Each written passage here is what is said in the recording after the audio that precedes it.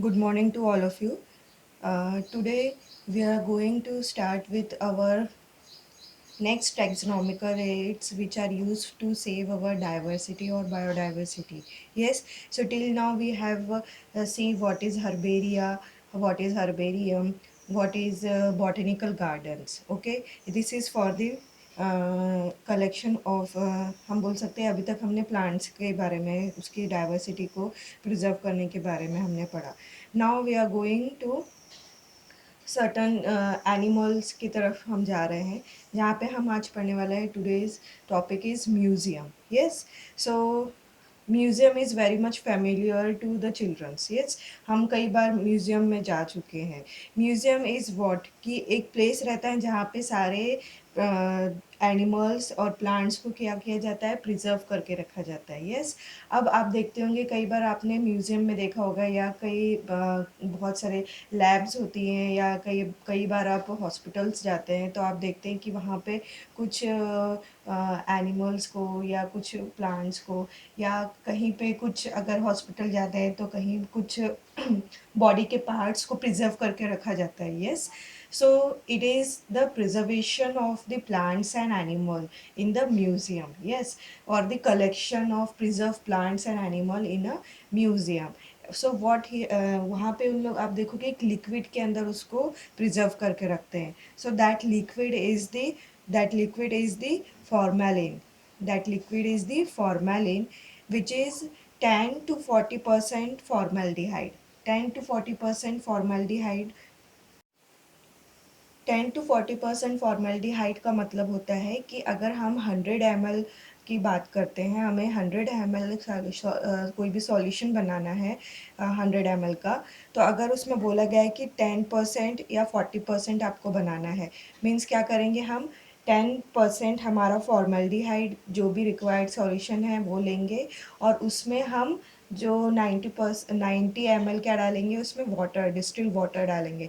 तो हमारा जो सॉल्यूशन तैयार होगा that is of 10% of solution. Okay, तो यहाँ पे हमारी जो बुक है, बुक में भी क्या लिखा हुआ है कि formalin erase 10 to 40% of formaldehyde. Formalin ऐसा सॉल्यूशन है जिसमें प्लांट्स और एनिमल के स्पेसिमेन को क्या किया जाता है, प्रिजर्व करके रखा जाता है. It is 10 to 40% of formaldehyde. अब 40% अगर हमें बनाना है फॉर्मेलिन तो हम कैसे बनाएंगे, वी हैव टेकिंग 40 ml हम क्या लेंगे, फॉर्मेल्डिहाइड लेंगे, उसमें हम 60 ml क्या डालेंगे, we have adding distilled water. Yes, so 40 + 60 it become 100 ml. So हमारा जो सॉल्यूशन बनेगा it is of 40% of formalin. वैसे ही अगर हमें 30% बनाना है तो हम 30 ml उसमें फॉर्मेल्डिहाइड डालेंगे, 70% हम डिस्टिल्ड वाटर डालेंगे. So the combination become 3:7 and it is called as 30% formalin. Okay, so it is कि म्यूजियम में जो सॉल्यूशन यूज़ किया जाता है it is the formalin which is 10 to 40% of formaldehyde in a transparent jar. और उसकी study को हम क्या बोलते हैं, हम प्लांट्स और एनिमल्स की जो स्टडी करते हैं that known as taxidermy. Okay, so the museum are the place where the collection of preserved plants and animal specimens are kept. Plants and animal specimens may be preserved in formalin 10 to 40% formaldehyde in a transparent jar. Jar are labeled. Larger animals like birds and mammals are usually stuffed and preserved. This science is known as taxidermy. Specimen in dry form is also kept in museum. Yes, we can even find a systematic collection of shells, skeleton of animals, insect box in museum. Thus, biological museum educational institutes are reference hub for biodiversity study.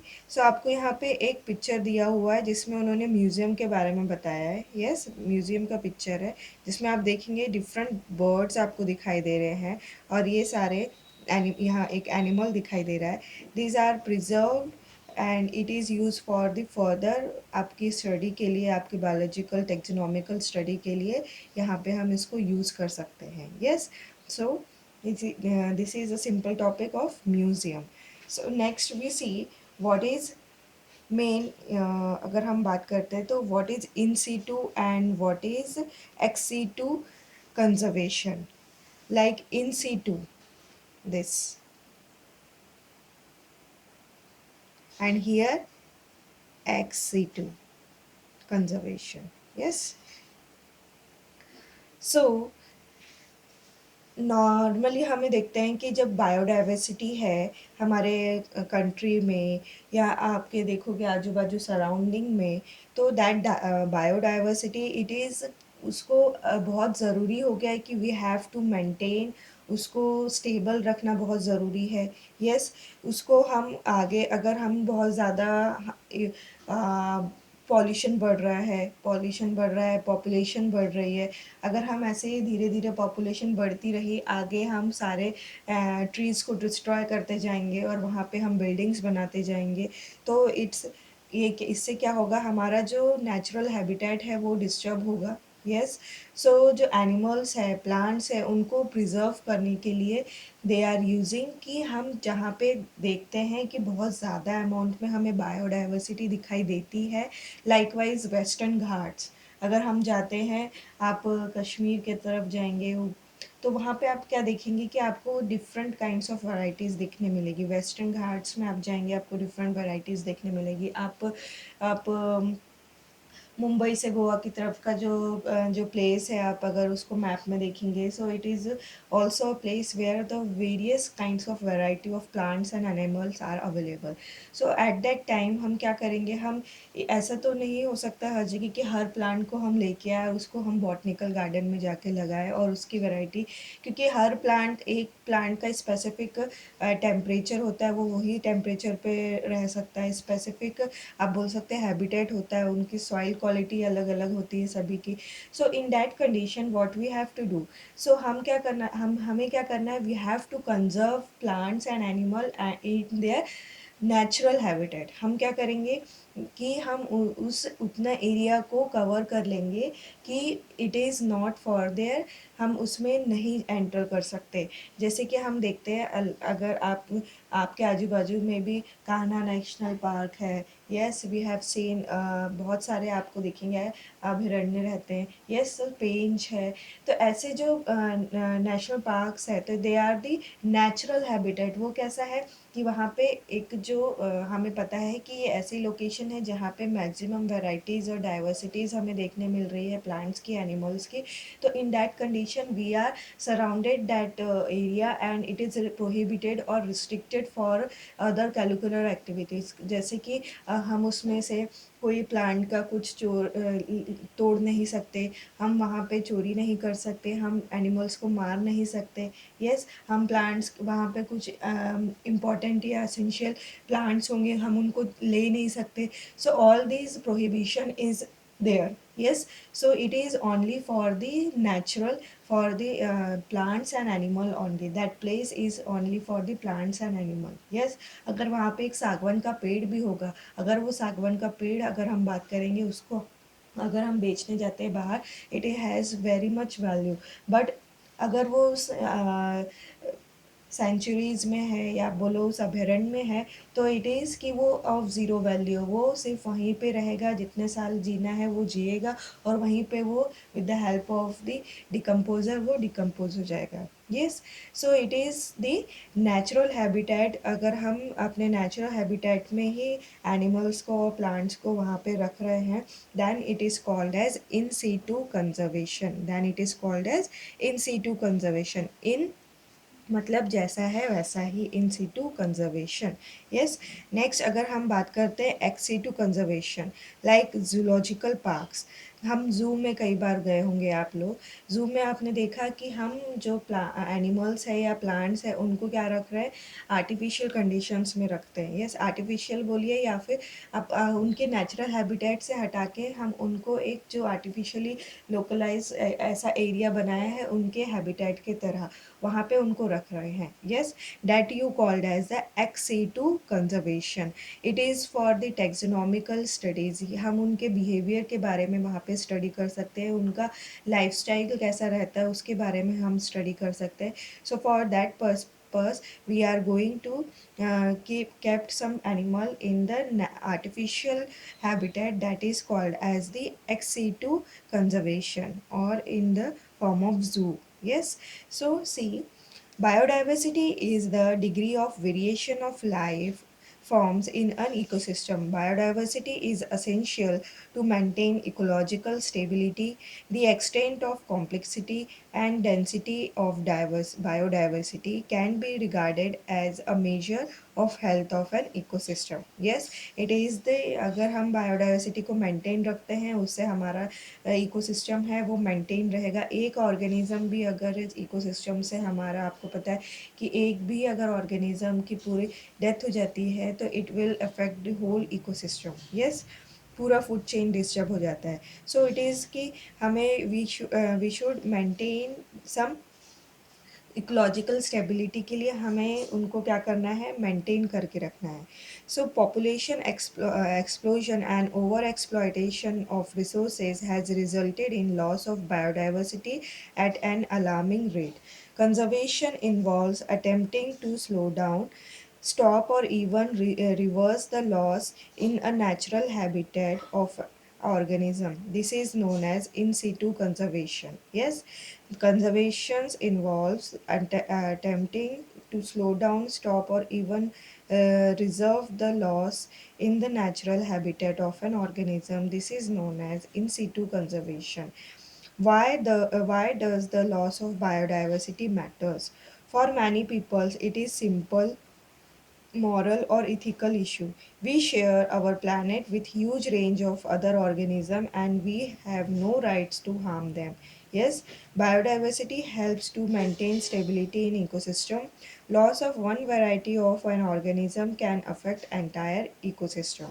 So it is कि अगर हम पूरे diversity की बात करें, पूरे ecosystem की बात करें, तो इट इज़ नॉट कि इकोसिस्टम इज़ हमारा ही है. नाउ वी आर यूजिंग कि हम रिसोर्सेज अपने पॉपुलेशन बढ़ रही है तो उसका रिसोर्सेज को फुलफिल करने के लिए we are using more and more things from the nature. Yes, but the mother nature has also have some, उनकी भी कुछ आप बोल सकते हो एक लिमिट है. यस, सो ये ये सिर्फ हमारी ही प्रॉपर्टी नहीं है, it is property of all the others और all the other organism also. So ये सिर्फ हमारी प्रॉपर्टी ना हो के सभी की, ऐसा हमें ये हमेशा सोचना चाहिए. एंड अगर हम एक भी वैरायटी का अगर हम लॉस करते हैं तो it will affect the entire ecosystem. So it is how we have to conserve plants and animal in the natural habitat that we call as a in situ conservation. Then the zoological parks.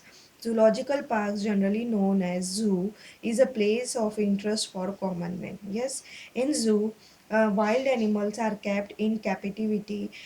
They are protected and care is taken to provide conditions similar to their natural habitat. Yes, they are keep, उनको हम एक condition, artificial condition में रख रहे हैं as like their natural habitat that we called as the ex situ conservation. In zoo, a naturalist can study the food habits. क्यों काम में आता है? It used to see the food habits and behavior of the animal. हम उससे food habits और behaviour of the animal की हम स्टडी कर सकते हैं.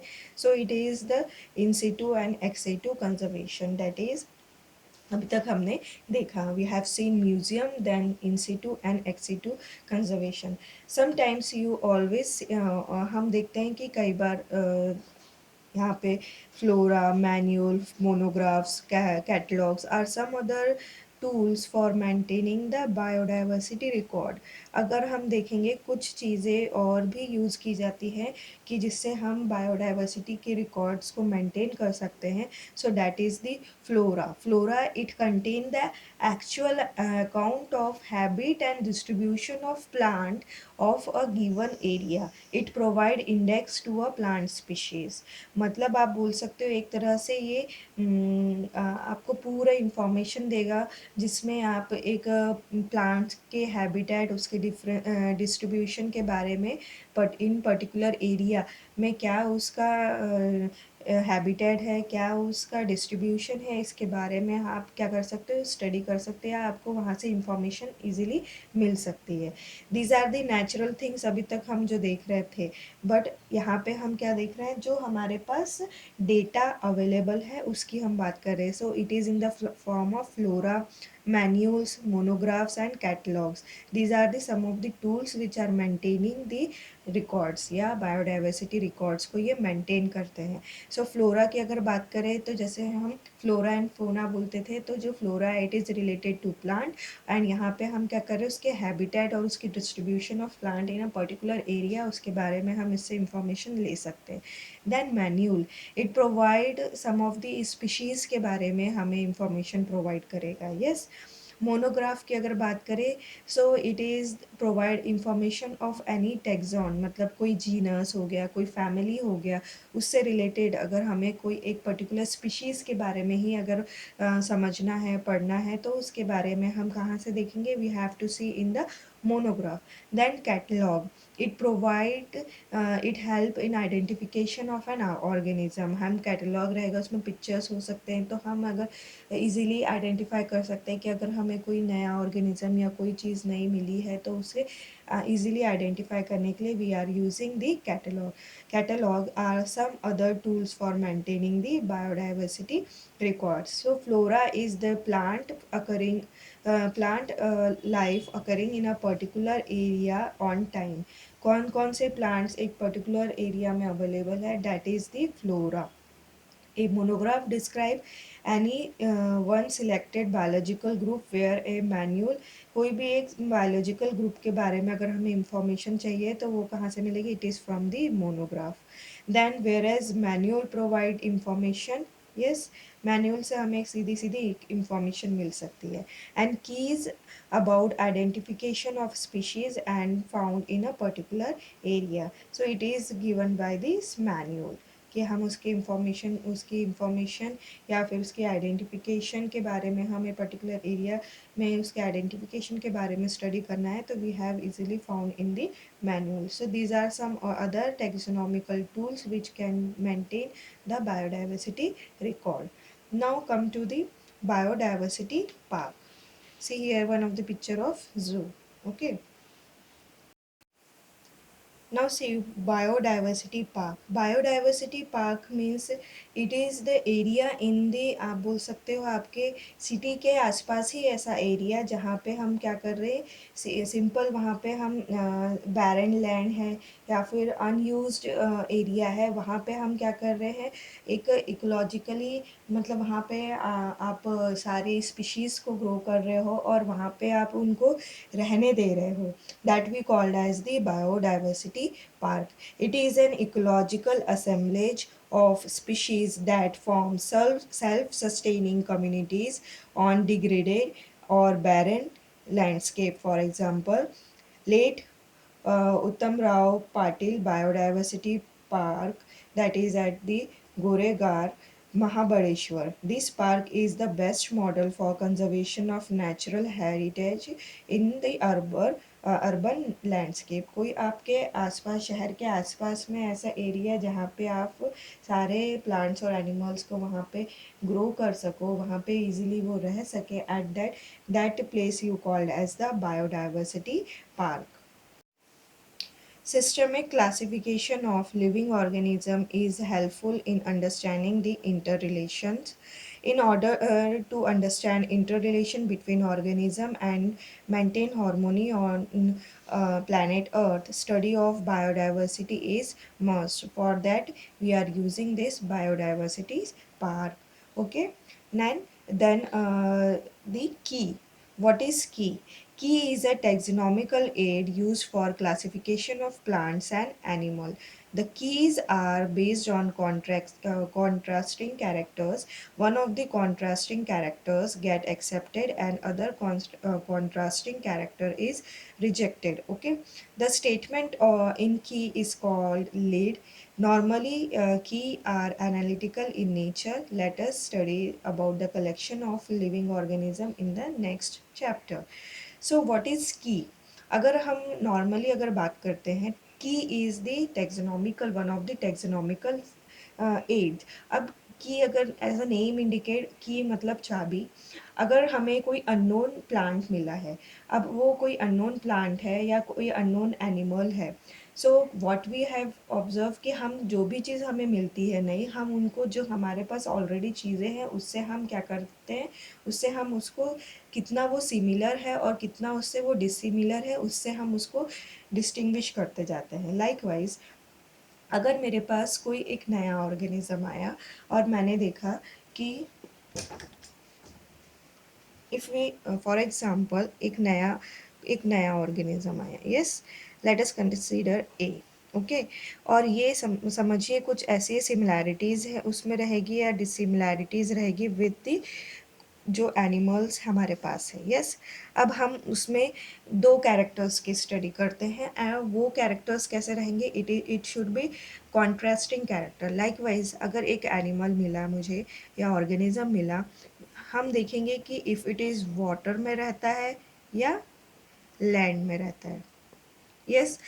व्हाट वी ऑब्जर्व कि नहीं ये तो वाटर में रहता है, so it is the one of the की, ये हमें एक नया की मिला उसके लिए।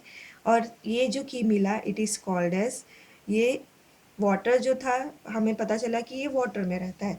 तो दो में से ये जो दो कॉन्ट्रास्टिंग कैरेक्टर्स थे कि वो वाटर में रहता है कि लैंड में रहता है, तो इसमें से कौन सा एक्सेप्ट हुआ, इट इज़ कि वाटर एक्सेप्ट हुआ। सो दैट की we called as the, yes, called as lead. मतलब उसने लीड कर लिया, उससे इससे उसने लीड कर लिया। अब हम देखेंगे कि वाटर में रह रहा है तो वो रेस्पायर कैसे कर रहा है, with the help of gills कर रहा है, यस, या with the help of nose कर रहा है, yes. So we have observe कि अरे ये तो गिल्स से रेस्पायर कर रहा है, यस, गिल्स की मदद से वो सांस ले रहा है। सो व्हाट वी कॉल कि maybe it is a type of, तो यहाँ पे this is the, this two characters ये अलग हो जाएंगे, ये कॉन्ट्रास्टिंग कैरेक्टर्स हो गए, जिसमें हमने एक्सेप्ट किया कि अरे ये तो गिल से रेस्पायर कर रहा है, तो दैट वी कॉल्ड एज, ये एक्सेप्ट हुआ इसीलिए ये लीड हो गया, मतलब उसने लीड कर लिया इससे। और ये वन दूसरा जो कैरेक्टर था ये कैसे हो जाए, ये रिजेक्ट हो गया, yes. So likewise we are going to, हम ये एक एक सारे चीज़ देखते जाएंगे, सारे कैरेक्टर्स की स्टडी करते जाएंगे, and at last we have found कि this is related to this genus, ये स्पीशीज़ है, ये हमें पता चल जाएगा, yes. So this is the key, कि कैसे हम एक दो कैरेक्टर्स को लेते हैं, दो कॉन्ट्रास्टिंग कैरेक्टर्स को लेते हैं जिसमें से हम एक को एक्सेप्ट करते जाते हैं और दूसरे को रिजेक्ट करते जाते हैं। जो एक्सेप्ट किया रहता है उसे हम बोलते हैं लीड बोलेंगे, और जिसको जो एक्सेप्ट नहीं किया है वो वहीं पे छूट जाएगा, yes.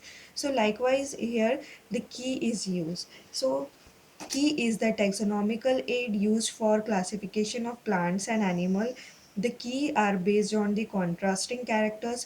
One of the contrasting character get accepted and other get rejected. The statement in key is called lead. जो स्टेटमेंट या जो चीज़ यूज़ की जाएगी जो आगे बढ़ रहा है, that you called as the lead. Normally keys are the analytical in nature, हम इससे एनालाइज कर सकते हैं कि हमारा जो हमें नया कोई ऑर्गेनिज्म मिला है, प्लांट है या एनिमल है, तो वो किस जीनस, किस स्पीशीज़, किस फैमिली, किस क्लास से बिलोंग करता है, तो वी कैन आइडेंटिफाई, हम उसको एनालाइज कर सकते हैं। So that is the use of the key, okay. सो अगर हम और क्लासिफिकेशन को हमें नेक्स्ट चैप्टर में पढ़ना है, सो these are the some taxonomical aids which we are using for the classification or for the identification or of the plants and animal. First we have seen herbaria, then botanical garden, museum, then in situ conservation, then ex situ conservation in which zoo is considered, then what is the biodiversity park, then the key. So these are some taxonomical aids from which we can easily preserve, और हम अपनी जो diversity है उसको हम क्या कर सकते हैं, स्टडी कर सकते हैं, उसको प्रिजर्व करके हम रख सकते हैं for the future generation, okay. So one of the scientists, that is Dr. S.P. Agharkar, yes, he is one of the leading botanists of India. Dr. S.P. Agharkar was born in November 1884 in Malwan, Maharashtra. He explored biodiversity of Western Ghats, where he come across sorry a species of freshwater jellyfish, which was until then only known to be found in Africa.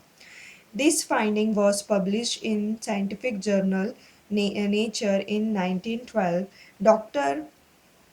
Dale, the superintendent of Indian Museum in Kolkata, helped Dr. Agarkar in his further endeavor to collect, preserve, and conduct microscopic examination of animals and plant species. A specimen, the Institute ARI Pune, has been named after his name. So it is the Agarkar, Dr. Agarkar, he found these species of fresh jellyfish, yes, which is जो अभी तक पता नहीं था कि जो सिर्फ Africa में ही मिलती थी कि it is also found in the western ghats. Okay, so it is how we can identify the new lives or new species of plants and animal in the from the nature. Okay, so this is the living world. This is the chapter in which we have studied the importance of the biodiversity and how we can study and how we preserve this biodiversity for our future generation, for future taxonomic studies. So it is just a general introduction of to maintain the biodiversity and to how they are studies. So जो next chapter होगा we have seen कि how we have to nomenclature, how we have to classified, and what are the different kingdoms of classification. So all this thing we can see in the next chapter. So this is the end of this chapter. It is a small chapter and very much important also. इसमें से main जो आप बोल सकते हैं कि सारे ही topics जो है टॉपिक वाइज ये मेन रहते हैं, डिफाइन करने के लिए आपको इजीली पूछा जा सकता है, या फिर आपको 2 मार्क्स के लिए इन situ ex situ कंजर्वेशन का डिस्टिंग्विश पूछा जा सकता है. So all this question which come from this chapter. ये चैप्टर छोटा है बट ये चैप्टर से हर बार एक दो क्वेश्चंस हमेशा पूछे जाते हैं. Okay, so this is end of our first chapter. So see you in next chapter. Okay, bye.